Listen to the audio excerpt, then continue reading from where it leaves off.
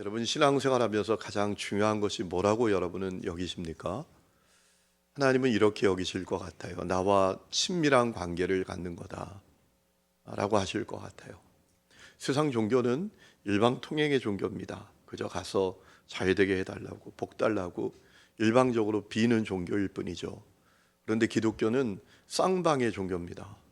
하나님과 친밀한 관계를 누릴 수 있는 종교이다라는 겁니다. 왜 그렇습니까? 우리가 예수 십자가 복음을 믿고 구원을 받을 때 우리가 정말 새로운 존재가 되기 때문입니다. 어떻게 새로운 존재가 됩니까? 죽은 영이 살아납니다. 죽은 자가 살아나게 됩니다. 여러분 에베소 2장 1절에 오늘 새벽에 우리가 묵상했지요. 허물과 죄로 죽은 너희를 살리셨도다 라고 했습니다. 여러분 세상 사람들은 이 말씀에 대해서 의문을 가질지 몰라요. 아니 내가 멀쩡히 살았는데 내가 언제 죽은 거야? 왜 자꾸 나보고 죽었다 하는 거야? 이렇게 생각할 수 있어요. 그런데 여러분 인간은 전적으로 타락하여 영이 죽은 존재입니다. 영이 죽었다라는 게 뭐죠? 하나님과 분리되고 하나님과 단절되었다라는 것이죠. 하나님이 살아계셔도 느끼지 못합니다. 그분이 지금 역사하셔도 그분과 교통하지 못하고 관계를 갖지 못합니다. 여러분 죽으면 그렇게 되는 겁니다. 영적으로 죽었다라는 것은 하나님과 분리되고 관계가 단절되는 것입니다. 그런 사람들은 그래서 죄와 저주와 고통 가운데 살다가 심판받고 멸망당하게 되지 않습니까? 여러분 나무에서 가지가 잘라져 나갔습니다. 그러면 그 가지의 운명은 어떻게 됩니까? 나무에게 분리되었습니다. 그러면 땅바닥에 뒹굴다가 불쏘시개로 써버리는 겁니다. 여러분 영이 죽은 사람의 운명입니다. 그런데 하나님이 그 크신 사랑과 긍휼로 우리에게 놀라운 구원을 베풀어 주셨습니다. 그런 나를 살려주시기 위해서 독생자 예수를 이 땅에 보내주시고 십자가에 매달려 피 흘려 죽는 대속제물이 되게 하시고 우리의 모든 죄를 다 씻어주시고 죄인인 우리를 의롭게 여겨주시고 의인되게 하셔서 하나님과 연결되게 해주셨어요. 하나님과 분리되었던 우리가 하나님과 연결된 자로 우리를 삼아주셨다는 겁니다. 그래서 하나님과 친밀한 관계를 누리게 되었다라는 거예요. 여러분 그렇다면 여러분은 하나님과 친밀한 관계를 누리고 계십니까? 하나님과 어떻게 우리가 친밀한 관계를 누릴 수 있나요? 하나님과 친밀한 관계를 누릴 수 있는 방법은 뭔가요? 아주 한 가지가 선행되어야 합니다. 우리가 하나님을 철석같이 믿어야 합니다. 하나님을 신뢰해야 합니다. 여러분 관계는 신뢰의 바탕을 두게 되어 있어요. 신뢰가 바탕되어지지 않으면 관계는 이루어질 수가 없어요. 여러분 생각해 보세요. 어떤 사람을 못 믿어. 저 사람은 못 믿을 사람이야. 그러면 그 사람과 여러분의 친밀한 관계가 됩니까? 여러분이 그 사람과 관계를 가질 수 있습니까? 절대로 그렇지 않지요.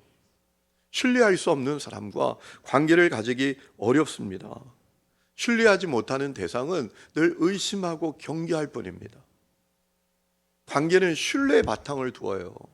그렇기 때문에 우리가 하나님과 친밀한 관계를 누리기 위해선 하나님을 우리가 철석같이 믿어야 돼요. 하나님을 우리가 철석같이 신뢰해야 한다는 겁니다. 그렇다면 여러분은 하나님을 신뢰하시나요? 하나님 철석같이 믿으시나요? 아니 왜 이 질문에 대답을 못하나요? 아니 우리가 신자잖아요. 밖에 가보세요. 다 우리를 신자라고 하는데 우리 여기 왜 앉아 있는 거죠? 신자도 아니면서 왜 우리가 그렇게 막 손들고 찬양한 거죠? 하나님을 철석같이 믿지도 않으면서. 저는 여러분들이 하나님을 철석같이 믿는 분들이 되시기를 축원합니다. 하나님 신뢰하는 분들이 되시기를 축원합니다. 여러분 하나님을 철석같이 믿었던 인물이 있습니다. 다윗입니다. 오늘 본문에서 그 다윗을 만납니다. 여러분 오늘 말씀을 보면 이 다윗이 정말 하나님을 신뢰했구나 라는 사실을 우리가 분명히 알 수가 있습니다. 여러분 오늘 말씀 시편 16장에 제목이 붙어 있죠. 다윗의 믹담이라고 붙어 있어요. 여러분 성경에도 붙어 있지요. 이 믹담이라는 게 뭡니까? 금원 또 황금시 금원시 이렇게 번역할 수가 있거든요. 우리에게 너무나 소중하고 귀한 교훈을 주는 시라고 생각할 수 있어요. 여러분, 오늘 말씀을 보니까 이 다윗이 하나님을 철저하게 신뢰했어요. 1절에 보세요. 하나님이여 나를 지켜주소서, 내가 주께 피하나이다 라고 했습니다. 하나님, 내가 당신께 피하오니 나를 지켜주소서 라고 고백했다라는 거예요. 다윗이 어떤 상황에서 이 고백을 했는지는 잘 모르겠습니다. 그런데 다윗은 하나님을 확실히 믿어요. 내가 하나님께 피하기만 하면 하나님 날 지켜주셔. 이게 믿어진 거예요. 그래서 하나님 나를 지켜주소서, 내가 주께 피하나이다. 내가 주님께 피하기만 하면 돼. 그러면 주님이 날 지켜주셔. 이 믿음이 다윗에게 있었다라는 것입니다. 여러분, 이 시편 16장 1절의 고백은 다윗이 얼마나 하나님을 신뢰했는지를 우리에게 분명히 알려주는 고백이에요. 세상 사람들이요, 내가 하나님 믿습니다. 내가 하나님께 피하기만 하면 그분은 나를 지켜주십니다. 이 고백이 이 다윗에게 있었다라는 거예요. 2절에는 또 뭐라고 말합니까? 하나님을 절대로 놓칠 수 없는 내 하나님, 나의 유일한 피난처, 나의 유일한 희망이라고 고백하고 있어요. 우리 2절 말씀 같이 읽어보실까요? 2절 시작. 내가 여호와께 아뢰되 주는 나의 주님이시오니 주밖에는 나의 복이 없다 하였나이다 라고 했습니다. 여러분, 다윗이 뭐라고 고백합니까? 주님은 나의 주님이십니다. 나의 복은 당신밖에 없습니다. 여러분, 여기서 나의 주님이라고 고백했잖아요. 주는 나의 주님이라고 할 때 이 주님은 아도나이라는 단어로 원문을 보면 기록되어 있더라고요. 이 아도나이라는 단어는 어떤 단어인가 하면 유대인들이 하나님을 얼마나 경외하고 두렵고 떨리는 마음으로 섬겼는지 하나님의 이름을 못 부르겠는 거예요. 여러분, 하나님의 이름은 뭐죠? 하나님 이름 몰라요? 제 이름만 하면 되는 거예요? 하나님 이름 뭐죠? 여호와. 여호와라는 이름의 뜻이 뭡니까? 스스로 계신 분. 이 세상에 무엇이 스스로 있을 수 있나요? 그 아무것도 스스로 있을 수 없는데 하나님은 스스로 계신 분이세요. 그런데 유대인들이 하나님을 얼마나 두렵고 떨림으로 섬기는지요, 하나님의 이름을 못 부르겠는 거야. 하나님의 이름을 부른다라는 것은 불경스럽게 생각하는 거예요. 그래서 아도나이라고 하면 하나님의 이름을 부른다고 여긴 겁니다. 여러분, 다윗이 그런 마음으로 하나님을 섬겼던 것 같아요. 하나님을 경외했던 거예요. 하나님의 이름조차 내가 부르기에 참 두렵고 떨리는 거예요. 그래서 나의 아도나이, 아도나이, 하나님 나의 주님, 나의 주님, 누구에게도 뺏길 수 없어요. 누군가의 하나님이라는 것을 용납할 수가 없어요. 하나님 나의 하나님, 나의 복, 나의 복, 그렇게 고백하고 있었다라는 거예요. 그러니 다윗이 얼마나 하나님을 철석같이 믿었는지 여러분 우리가 알 수 있잖아요. 그렇죠? 또 다윗이 하나님을 얼마나 신뢰했는지요, 자기처럼 하나님을 신뢰하는 사람들을 자기는 존중하고 기쁘게 여긴다라고 해요. 우리 3절 같이 읽어보실까요? 시작. 존귀한 자들이니 나의 모든 즐거움이 그들에게 있도다. 아멘. 성도들, 땅에 있는 성도들은 다 존귀한 사람들이에요. 다윗은 그렇게 보여요. 세상에 뭐 많이 배운 사람, 지위가 높은 사람, 이 사람이 존귀한 게 아니에요. 자기가 하나님을 얼마나 신뢰하고 하나님을 경외하고 그러는지, 하나님이 얼마나 귀한 분인지 다윗에게 하나님을 경외하는 사람들은 너무 자기가 볼 때 존귀한 사람들이에요. 또 그들을 볼 때 마음이 기쁘고 즐거워요. 여러분, 오늘도 그래요. 예수 잘 믿는 사람들은요, 밖에서, 직장에서, 학교에서 누구 만날 때 나 예수 믿는다 그러면 그렇게 반가워요. 그렇게 기뻐요. 가족을 만난 것 같아. 형제 자매를 만난 것 같아요. 그리고 그렇게 마음이 좋아요. 우리 여러분에게도 그와 같은 은혜가 있기를 축원합니다. 교회만 다니는 사람은 별로 안 반가워. 그런데 다윗이 말이에요, 얼마나 하나님을 신뢰하는지요, 자기처럼 하나님을 신뢰하는 성도들을 만나면 그렇게 존경스럽고 그분들이 소중하고 귀한 거예요. 그러니 여러분, 이 다윗이 하나님을 얼마나 신뢰했는지 우리가 알 수 있잖아요. 그죠? 야, 나처럼 하나님을 신뢰하는 사람들, 야, 이분 만났구나. 야, 이분 정말 존귀한 분이야. 이분 정말 기쁜 분이야. 이런 태도를 갖고 있다라는 거예요. 반면에 다윗에게 너무나 안타까운 사람들이 있었어요. 누구죠? 우상 숭배하는 사람들, 헛된 신을 섬기는 사람들. 여러분 4절 같이 읽어보십시다. 시작. 다른 신에게 예물을 드리는 자는 괴로움을 더할 것이라. 나는 그들이 드리는 피의 전제를 드리지 아니하며 내 입술로 그 이름도 부르지 아니하리로다 라고 했습니다.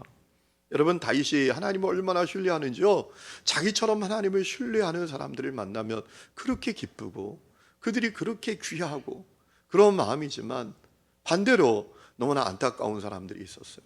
우상 숭배하는 사람들, 헛된 신을 섬기는 사람들, 그들을 위하여 막 제물을 드리고 피를 흘리고 자식을 불태워 드리고 말도 안 되는 이런 일을 하는 사람들이 너무나 안타까운 거예요. 자기는 절대로 그런 짓을 하지 않겠다고 고백하잖아요. 왜 그렇죠? 다 헛된 우상이기 때문입니다. 어리석은 일이기 때문에 그래요. 여러분 다윗은 하나님을 철석같이 신뢰했어요. 그래서 뭐라고까지 고백하는가 하면 나는 하나님 한 분이면 충분합니다 라고 선포해요. 5절이 그 말씀이죠. 우리 다 같이 읽어보실까요? 시작. 여호와는 나의 산업과 나의 잔의 소득이시니 나의 분깃을 지키시나이다 라고 했습니다. 하나님은 내가 받은 최고의 유산입니다. 이 얘기예요. 내가 받은 최고의 유산은 부모님께 받은 빌딩이 아니에요. 내가 좋은 가문에서 태어난 게 아니에요. 내가 받은 최고의 유산은 하나님이 나의 하나님이 된 거예요. 그래서 하나님은 나의 산업이십니다. 나의 잔의 소득이십니다. 내가 받은 최고의 유산입니다. 하나님은. 이 고백을 가진 거죠. 하나님 한 분이면 나는 충분합니다 라는 이 고백을 다윗이 가졌다라는 것입니다. 저는 이 모습을 보면서 우리 자신의 모습을 한번 돌아봤으면 좋겠어요. 여러분에게 최고의 가치를 가지는 것은 무엇입니까? 여러분에게 가장 귀한 것은 무엇입니까? 한번 생각해 보세요. 세상 돈입니까? 성공입니까? 지위입니까? 능력입니까? 다윗은 뭐라고 합니까? 하나님이라고 대답해요. 내가 가장 원하는 분은 누구냐? 하나님이다. 내가 가진 선물 가운데 가장 존귀한 선물은 누구냐? 하나님입니다. 이 고백이 다윗에게 있었다라는 거예요. 다윗은 아마 이랬던 것 같아요. 누군가 자기에게 너 세상에서 하나만 선택해. 너 세상에서 하나만 선택해봐. 뭐야? 하나님. 이 고백이 다윗에게 있었다라는 거예요. 오늘 역사가 여러분에게도 있기를 주의 이름으로 축원합니다. 여러분 정말 중요한 고백 아닙니까? 소중한 고백 아닙니까? 여러분 오늘 말씀을 보니까 다윗은 하나님 한 분이면 충분하다라는 고백을 가진 사람에게 나타나는 일이 있다고 얘기해요. 다윗의 고백을 통해서 그것을 우리에게 전해주고 있어요. 주님 한 분만이면 충분하다. 이 고백을 가진 사람에게 반드시 나타나는 현상이 있다라는 겁니다. 두 가지로 압축할 수 있는데요. 첫째는 뭐냐 하면 만족하고 감사하는 거예요. 만족하고 감사하는. 여러분 6절 말씀 보세요. 이렇게 고백을 합니다. 우리가 다 같이 읽어봅시다. 시작. 내게 줄로 지어준 구역은 아름다운 곳에 있으며 나의 기업이 실로 아름답도다. 아멘. 다윗은 하나님께서 자기에게 주신 구역이 가장 아름답다라고 고백을 해요. 하나님께서 다윗에게 어떤 것을 주셨는지 우리는 구체적으로 모릅니다. 하지만 확실한 것은 다윗은 그것에 만족하고 감사했어요. 주님 당신이 내게 주신 것이 최고예요. 가장 아름다운 거예요. 이 고백이 있었다라는 거예요. 여러분 하나님 신뢰하는 사람은요, 하나님 행하신 일도 만족하고 감사하고요, 하나님을 신뢰하는 사람은 하나님이 주시는 것도 만족하고 감사합니다. 다윗은 그래서 말이에요. 하나님 당신이 나에게 줄로 지어준 구역이 가장 아름다워요. 주님이 주신 것이 만족하고 감사한 거예요. 주님이 행하시는 일이 만족하고 감사한 거예요. 하나님 신뢰하지 않는 사람은 어떻게 되는지 아세요? 주님이 행하시는 일이 늘 불만이야, 불평이야. 주님이 주시는 것이 늘 불만이에요. 불만족스러워. 질문이 있어요. 왜 나에게 이것밖에 안 주세요? 저 사람은 저렇게 주는데 나는 왜 이렇게밖에 안 주세요? 이 질문을 가져요. 하나님 신뢰하지 않으니까. 그런데 하나님을 신뢰하는 사람은 주님이 행하시는 일, 주님이 주시는 것에 대해서 늘 만족하고 감사해요. 오늘 여러분 점검해 보세요. 여러분 마음에 늘 질문이 있나요? 하나님은 나에게 왜 이것밖에 안 주셔? 저 사람한테는 저만큼 주시고 나에게 왜 이것밖에 안 주시나? 저 사람에겐 저렇게 행하시는데 나에게 왜 이렇게밖에 행하시지 않나? 이런 질문이 있지 않으세요?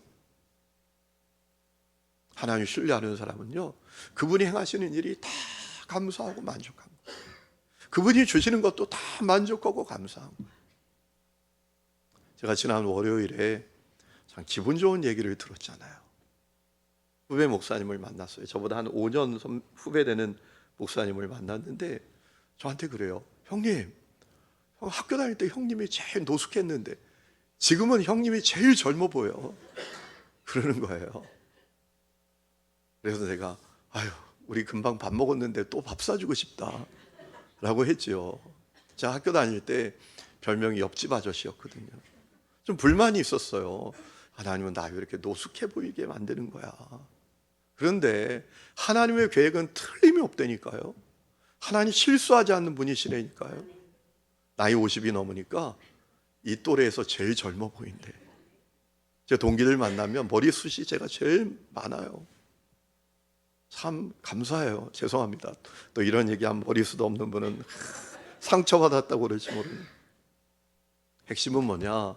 다윗은요, 하나님 믿으니까, 하나님 철석같이 믿어지니까 그분이 주신 것도 다 만족이야, 감사야. 그분이 행하시는 일도 다 만족이에요, 감사해요. 다시 한번 읽어보실까요? 여러분의 고백이라고 생각하고 시작. 내게 줄로 지어진 구역은 아름다운 곳에 있으며 나의 기업이 실로 아름답도다. 저는 우리 하느님교회 성도들에게 이 고백이 있기를 소망합니다. 주님, 내게 주신 것이 너무 감사해요. 만족해요. 이 고백을 가져야 되지 않겠어요? 예수 믿는다고 하면서 맨날 불평, 불만, 남하고 비교, 그래서 남편 바가지, 아내 바가지 끌고. 여러분, 그러면 뭐가 흘러가겠어, 우리를 통해서? 오늘 새벽에 말씀드렸어요. 새벽 기도 했어야지 얘기를 알지. 자신 있게 하잖아요. 새벽 기도 안 한 분이 대다수니까. 얼마 전에 제가 충격적인 얘기를 들었다니까요. 어떤 아이가 나 혼자 교회 나올 수 있게 되면 반전이 일어나요. 그 다음에 교회 안 나올 거야. 나 혼자 교회 올 수 있는 그런 나이가 되면 그 다음에 우리가 기대하는 것은 엄마가 가라 하지 않아도, 아빠가 가라 하지 않아도 나 교회 나올 거야, 이게 아니라 교회 안 나올 거야 라고 하는 거예요. 제가 충격을 받았어요. 우리에게 뭐가 흘러갑니까? 우리 자녀들에게 도대체. 엄마가 교회 오면, 아빠가 교회 오면 성자 같은데 집에 오면 완전히 이렇게 세속적일 수밖에 없어. 맨날 돈만 밝히고 남한테 지면 안 된다 그러고 착하게 살면 안 된다 그러고. 그러니 뭐 애들이 도대체 예수 믿는 게 뭐야? 교회 왜 다니는 거야? 용돈 받기 위해서 지금 억지로 다녀주지만 금방 독립선언할 마음의 준비를 하고 있다는 거예요. 여러분 이래 보세요. 무엇을 주시든지 무슨 일을 행하든지 감사하다. 감사하다. 그러면 처음에는요 그런다니까요. 도대체 뭐가 감사해? 뭐가 감사해? 그런데 어느 날 그 아이들이 깨닫는 날이 와요. 할렐루야. 여러분 김선도, 김국도, 김홍도 목사님 욕 많이 먹어요. 자식들에게 목회 세습해가지고 욕을 그냥 직사리하게 먹잖아요. 그죠? 그런데 아무도 그들을 욕하지만 무시하는 사람은 없어요. 여러분 이건 대단히 중요한 거예요. 욕하면서 무시하면 이건 문제인데 욕은 하는데 무시는 못해. 왜냐하면 그들이 이룬 일들이, 하나님께서 그들을 통해서 이룬 역사들이 놀라우니까. 여러분, 목회를 해보면요, 제가 후배 목사들에게 늘 하는 얘기가 있어요. 큰 교회 목사님들 욕하지 마라. 너희들 해봐. 여러분, 교인 500명이 1000명 되는 게 어려워요. 안 해봤으니 모르죠, 그죠? 어려워. 100명이 300명 되는 게 얼마나 어려운지 아세요? 이건 인간이 하는 게 아니에요. 인간의 역사는 어떤 한계가 있어. 그런데 여러분, 6만 명, 10만 명 교회가 된다는 건 이건 하나님이 행하시는 역사예요. 할렐루야. 여러분, 그런데 생각해 보세요. 김홍도 목사님 했던 얘기가 있어요. 정말 어렵게 살았대. 그런데 집에 좋은 거 있으면 목사님 갖다 주래. 어릴 때 성질 났대요. 그냥 집 밖에 나가서 뭐 신문팔이 하고 구두 닦기 하고 그렇게 돈 벌어오는데 너 11조 해? 성질 났대요. 하나님 우리한테 해준 게 뭐 있어? 맨날 이렇게 가난하고. 그런데 나중에 보니까 그것이 축복이고 그것이 영적인 비결이고 복을 받는 비결이라는 사실을 그들이 바라보게 됐다라는 거예요. 그 어려운 환경 가운데에서도 만족하고 만족하고 감사하는 그 부모의 영향력이 결국은 자녀들에게 엄청난 영향력으로 흘러갔던 것이지. 그와 같은 역사가 여러분의 가정에도 있기를 주의 이름으로 축원합니다. 여러분, 우리가 욥의 신앙을 가지면 좋겠어요. 욥은요, 말할 수 없는 고난을 당하잖아요. 어느 날 세상에 하루아침에 자식들 다 잃어버려요. 재산도 다 잃어버려요. 이건 뭐 충격 정도가 아닙니다. 이건 하늘이 무너지는 정도입니다. 여러분, 그런데 욥이 그 앞에서 어떻게 반응하죠?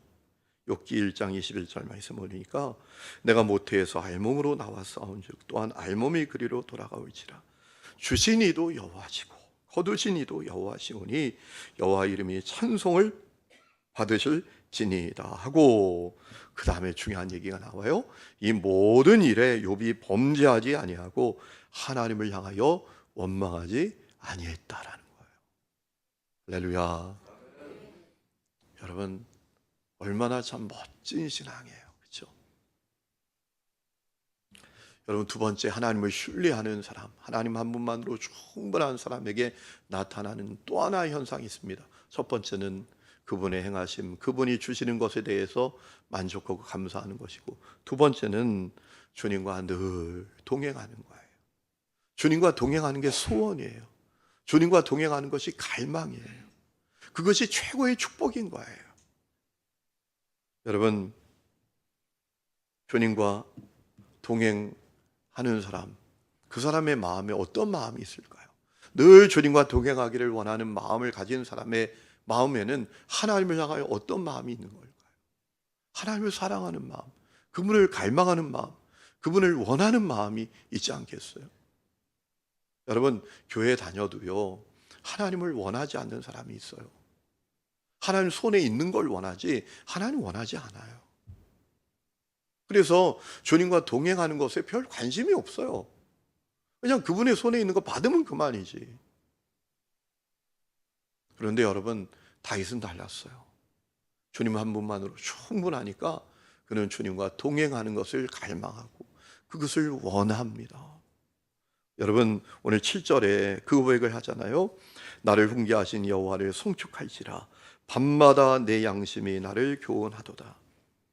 여러분, 우리 개역개정 성경이 충분한 번역을 하지 못했습니다. 새번역 성경이 이 7절의 말씀을 잘 번역합니다. 들어보세요. 이렇게 번역했어요. 주님께서 날마다 나에게 좋은 생각을 주시고 밤마다 나의 마음에 교훈을 주시니 내가 주님을 찬양합니다. 이 번역이 가장 좋은 번역이에요. 여러분, 다윗은요, 날마다, 낮이면 낮대로, 밤이면 밤대로 주님께서 주시는 좋은 생각을 받고 주님께서 주시는 교훈을 받았대요. 날마다, 낮이면 낮에, 밤이면 밤마다.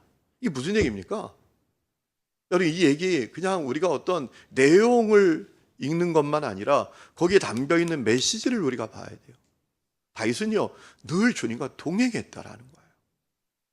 날이면 날마다, 낮이면 낮대로, 밤이면 밤대로 주님이 주시는 좋은 생각을 얻고 주님이 주시는 좋은 교훈을 밤과 낮으로 얻었대요.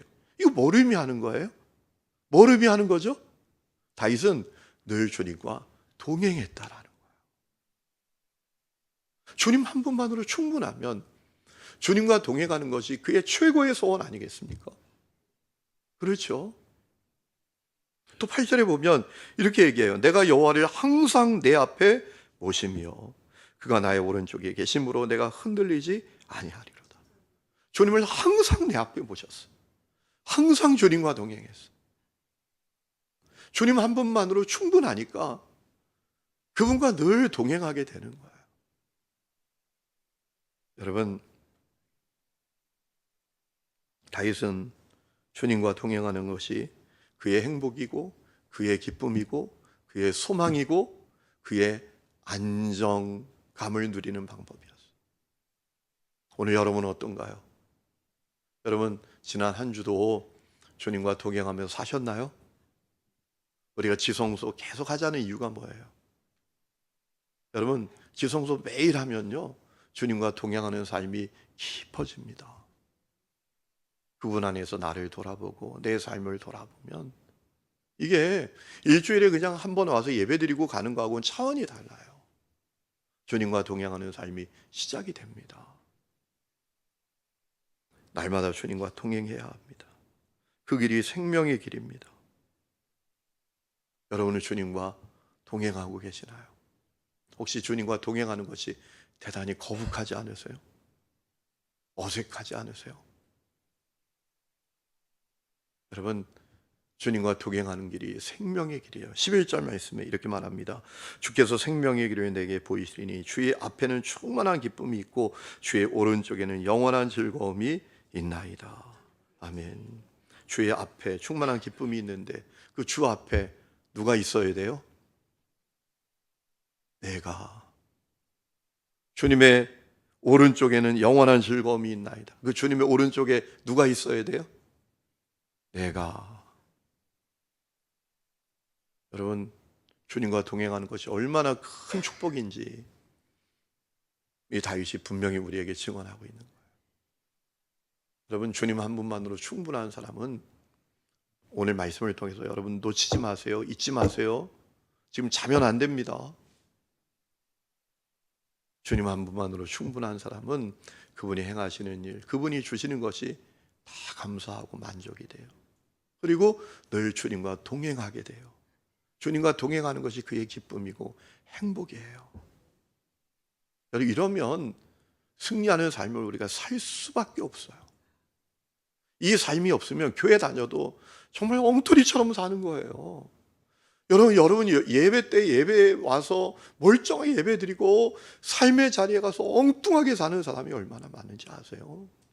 말도 안 되는 죄 가운데, 그 더러운 죄 가운데 뒹구면서도 아무런 가책도 느끼지 못하고 양심에 화인 맞은 자처럼 살아가는 사람들이 얼마나 많은지 아세요? 이제 올해도 열흘밖에 남지 않았습니다. 한 해를 돌아보십시오. 여러분, 지난 한 해의 삶이 주님과 동행하는 삶이셨습니까? 우리가 한 해를 보내면서 그렇게 낙심하고 그렇게 불평하고 원망하고 한숨 쉬고 살았던 이유가 뭡니까? 주님 한 분이면 충분하다라는 사실을 우리가 분명히 모르기 때문에 그래요. 그리고 그 주님과 동행하는 삶이 없었기 때문에 그런 거예요. 그래서 신앙생활을 1년, 2년, 3년, 4년, 5년, 10년에 가도 본질은 못 붙들고 그냥 주변만 빙 돌다가 세월을 허비하게 되는 것이지. 여러분, 우리에게 영적으로 혁명적인 변화가 있어야 돼요. 주님을 철석같이 신뢰해야 합니다. 여러분, 우리가 주님을 신뢰하지 못할 이유가 없어요. 여러분, 관계가 신뢰의 바탕을 둔다면 신뢰는 무엇의 바탕을 둘까요? 사랑의 바탕을 둬요. 여러분, 우리가 누구를 신뢰하나요? 날 사랑하는 사람은 신뢰해요. 나를 사랑하는 사람은 나를 배신할 리가 없거든요. 나를 사랑하는 사람은 나를 속일 리도 없거든요. 나를 사랑하는 사람은 나를 버릴 일도 없고 나를 포기할 일도 없거든요. 그러니 여러분, 우리가 하나님을 신뢰하지 못할 이유가 없잖아요. 하나님이 얼마나 우리를 사랑하시는지 독생자까지 주셨어요. 나를 얼마나 사랑하시는지 나를 위해서 독생자까지 내어주셨어요.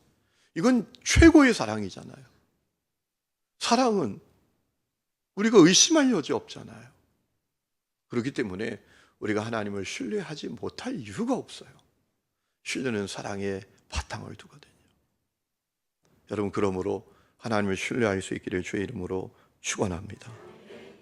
그리고 주님을 신뢰하고 주님 한 분만이면 충분하다는 고백을 가지시기를 축복합니다. 그리고 주님과 동행하고 감사하고 만족하면서 생명의 길을 갈 수 있기를 주의 이름으로 축원합니다. 제가 간절히 기도하는 기도의 제목이 있습니다. 하나님, 우리 하느님 교회는 진짜 예수 믿는 사람들이 점점 더 많아지게 해주십시오. 진짜 예수 믿는 사람들, 진짜 주님을 믿는 사람들. 어떤 교회는 교인은 많은데 다 껍데기예요. 그런 교회가 많아요. 여러분이 다윗의 이 시편 16장을 저는 묵상하면서 많은 도전이 됐어요. 야, 나는 목사인데 내가 정말 하나님을 이 다윗처럼 신뢰하는가? 다윗처럼 주님 한 분이면 충분하다 라는 고백을 내가 가졌는가? 그래서 주님께서 내게 주신 것에 감사하고 만족하고 주님과 동행하는 것이 나의 간절한 희망이고 행복이고 기쁨인가? 그럼 그분이 살아 계신다면, 정말 믿는다면 그 일이 일어날 거잖아요. 그렇죠? 그런데 그냥 믿는다 치고 교회 문화에 빠져서 그렇게 신앙생활하면 이 비밀을 몰라요. 이 시편 16장을 100번 읽어도 이 다윗의 심정을 이해하지 못해요. 여러분, 다윗의 심정을 이해하는 역사가 열릴 수 있기를 축원합니다. 야, 다윗이 이랬구나. 나도 이런데. 이러면 끝나는 거 아니겠어요? 야, 나도 이런데 다윗도 이랬네. 이 역사가 우리 가운데 일어나야 합니다. 그러면 우리 개인도 달라지고요, 가정도 달라지고 우리 삶의 자리가 완전히 달라지는, 우리 이 시간에 찬양 부르고 기도하는 시간을 갖겠습니다.